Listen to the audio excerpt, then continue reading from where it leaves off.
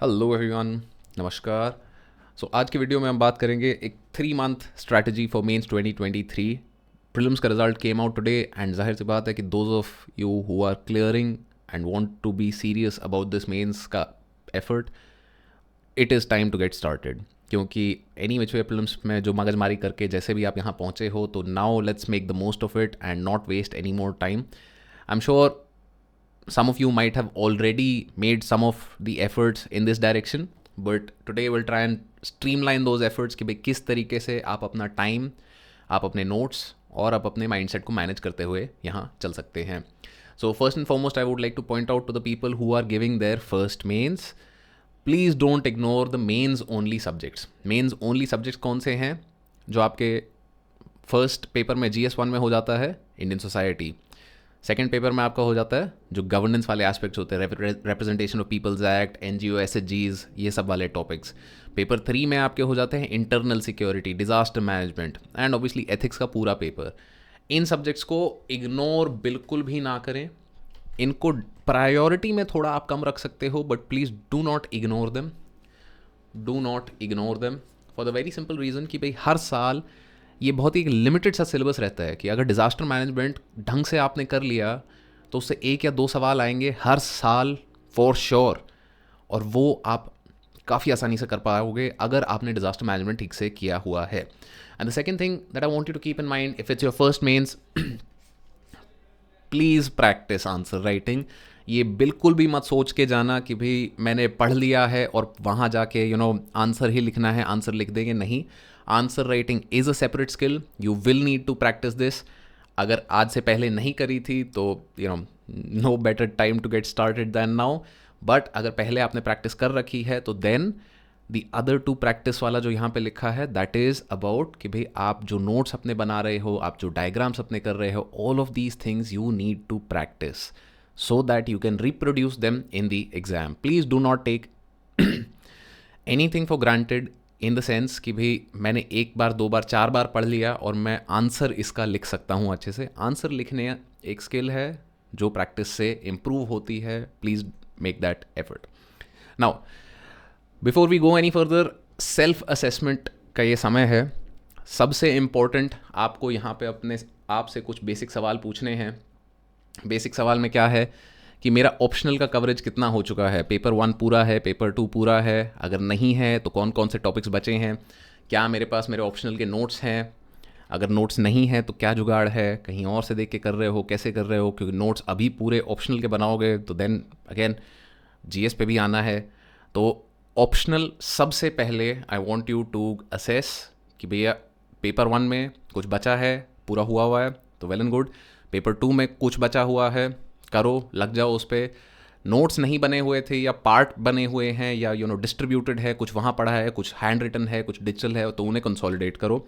एक बार एक शीट पे पूरा सिलेबस लिखो अपने ऑप्शनल का एंड उसके सामने कि भैया हाँ इसके नोट्स हैं, इसके नोट्स हैं, इसके नोट्स हैं। This is a very simple exercise. Seems कि भैया ये क्या टाइम वेस्ट करवा रहे हो, बट एक बार ये असेसमेंट आज कर ली ना, या तो एक्सेल शीट बना के कर लो या भाई जैसे आपको करना है कर लो, but if you can do this once you will have a lot of mental peace and clarity for the next 3 months, right? Next, come to the GS subjects. Same कि भाई GS 1 2 3 4 all syllabus के points लिखो 1 by 1 and check coverage कहाँ है, किसके notes हैं आपके पास, and जिनके notes नहीं है, जिनका coverage नहीं है, तो उनके sources क्या हैं। क्योंकि अब जैसे world history comes up as a subject in mains GS1. now world history again मतलब साल में एक सवाल, मतलब एक क्वेश्चन आता है GS1 में 10 to 15 marks, but there are very few limited topics on which these questions comes.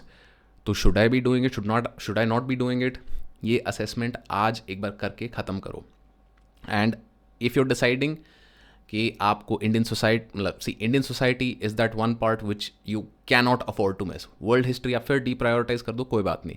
Indian society तो नहीं कर सकते, बट इंडियन सोसाइटी अभी तक नहीं करा था, कहाँ से करने वाले हो, तो एक बार ये लिस्ट ऑफ सोर्सेज बनाओ। I will also be coming out with more detailed videos for each GS1, GS2, GS3, GS4 का पेपर कि भैया इसका सोर्स कहाँ है, कैसे कर सकते हो, क्या कर सकते हो।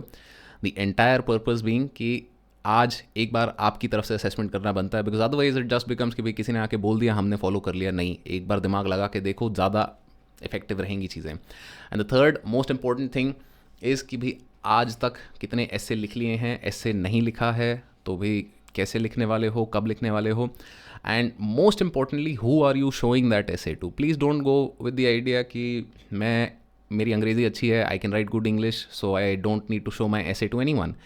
Everybody needs some improvement or feedback, especially on their essays. Like for example, I became overconfident in my second attempt where I got selected कि 2017 में I had 157 in essay. तो मुझे लगा कि भैया हम तोप हैं, हमको सब आता है, हमें कुछ करने की ज़रूरत नहीं है. And then next year I had 100 in essay because I did not practice. I wrote a GS type answer in essay because like I was overconfident. Don't be that. Right, so ये self assessment अपने लिए एक checklist बना के अगर आप आज की आज कर सकते हो तो you will be in a very good position for the next 3 months because then you are just ticking off items from a checklist कि अच्छा ऑप्शनल में पेपर 2 का 3rd सेक्शन में ये वाला पार्ट रहता था, आज कर लिया, टिक.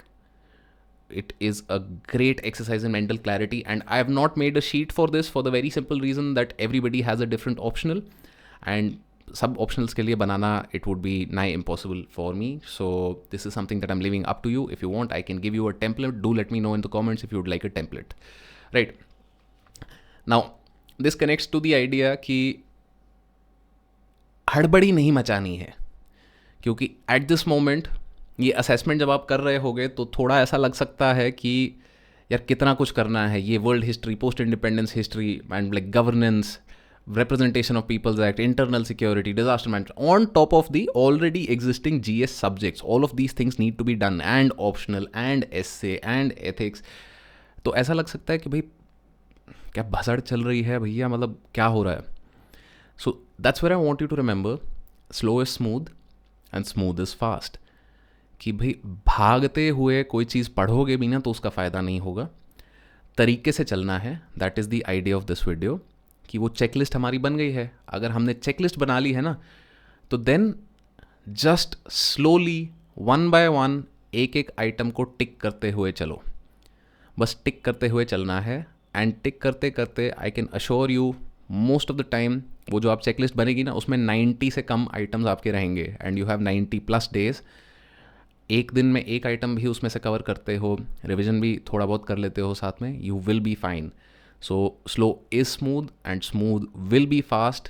अगर ऐसा करने की कोशिश करो कि दिन में ऑप्शनल भी करेंगे आज ही, GS1 भी आज ही करेंगे, एससे भी आज ही लिखेंगे, तो नहीं होगा एंड फ्रस्ट्रेशन बहुत ज़्यादा होगा. तो please be calm and composed. You made it 2 mains which shows कि हाँ आपके पास एक सर्टन अमाउंट ऑफ एबिलिटी है एंड लक अभी फेवर कर रहा है, तो भाई उसका फ़ायदा उठाया जाए. Right. Coming to a general outline for how you can spend the next 90 days. तो जून में आई वुड हाईली सजेस्ट कि अपने ऑप्शनल को आप एक बार कवर कर लो. अगर बहुत, क्योंकि काफ़ी टाइम हो गया है ऑप्शनल नहीं देखा था क्योंकि प्रीलिम्स की तैयारी में लगे हुए थे, तो now is a great time for you to revise your optional. And please please please do not miss out optional की test series. Give a test series for optional. जहाँ मिलती है, जैसे मिलती है, फाइंड आउट कि भैया बेस्ट कौन सी है, 2022 के टॉपर्स ने कौन सी टेस्ट सीरीज़ यूज़ करी थी. Find out, get that test series. Now some of you will ask कि भाई हमारे पास सोशियोलॉजी की ऑप्शनल टेस्ट सीरीज़ रहेगी, नहीं रहेगी, क्या रहेगी. We will announce as is required, but for most other optionals we will not be able to cater to them. So I would highly recommend that you take up some और the other optional का test series, क्योंकि answer लिख के दिखाना ज़रूरी है optional में particularly.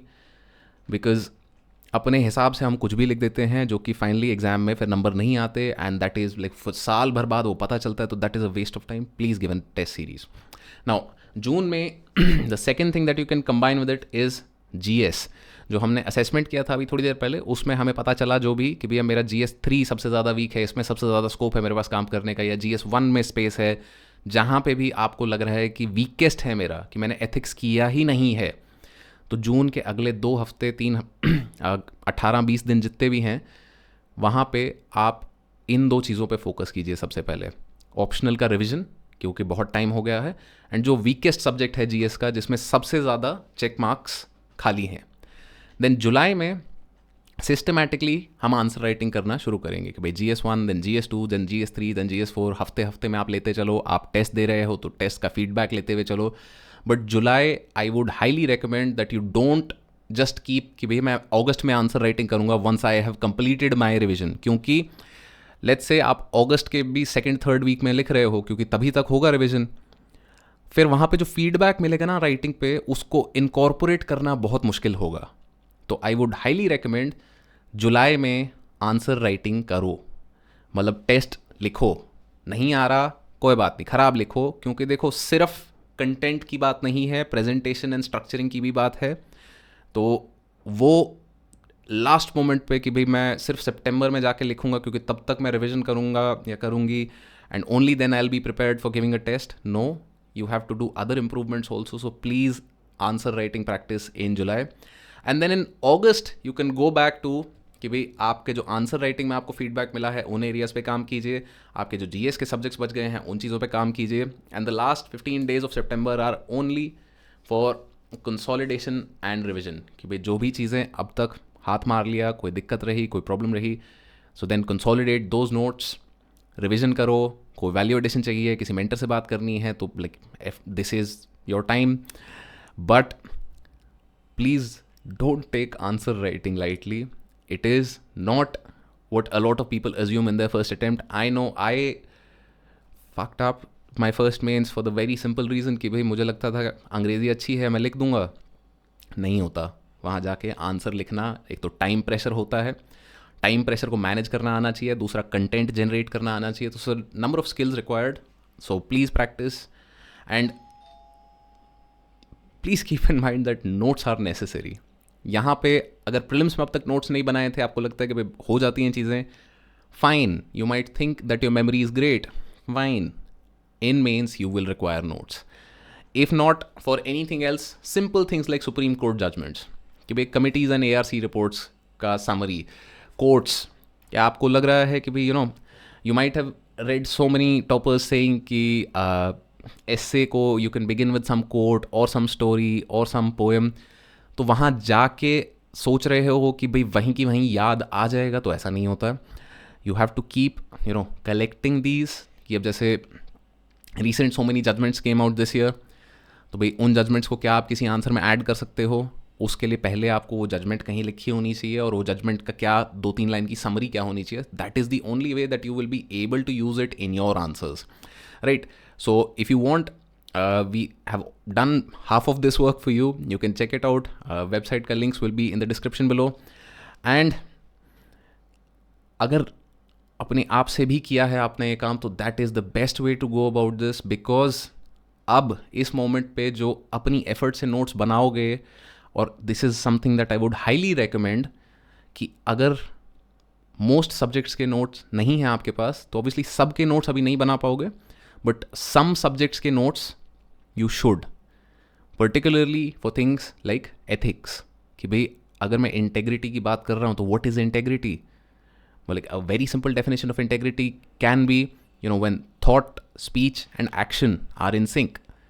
But क्या आप इसका एक एग्जाम्पल सोच सकते हो? अगर आप ये सोच रहे हो कि भाई पेपर में जाके सारे एग्जाम्पल याद आ जाएंगे, तो नहीं आएंगे. 2-3 एग्जाम्पल आप सोच के रखोगी. Who is a person of integrity that you know? What is a real life example of somebody practicing integrity? When have you practiced integrity in your life? बस सोच के रखना, पेपर पे लिख के रखना इन चीज़ों को. समय बहुत ज़्यादा नहीं लगेगा, but you will see drastic improvements for your answer writing, and that is why notes are absolutely necessary. Value addition के लिए specifically, but more for organizing your content in your head, क्योंकि इतना सारी चीज़ें पढ़नी है अगले 3 महीने में कि अंदर भूचाल चलेगा. तो भूचाल को नोट्स के ज़रिए आप लाइन पे लेके आओगे.